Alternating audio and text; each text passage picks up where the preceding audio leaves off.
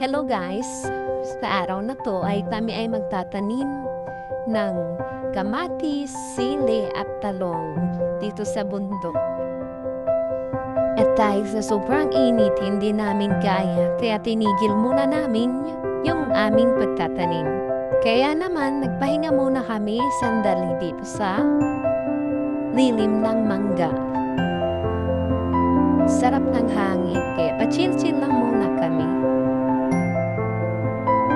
At ng mga 3 o'clock PM, kami ulit ay nagsimulang magtanim para matapos yung aming gawain.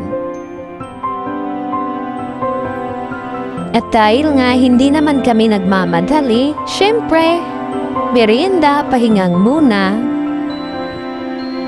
At pagtatapos nga ng pahinga namin, kami ay bumalik ulit sa pagtatanim. Nag-enjoy lang, parang hindi pagod.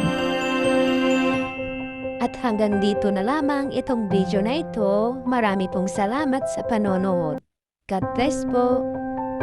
And please subscribe to my channel.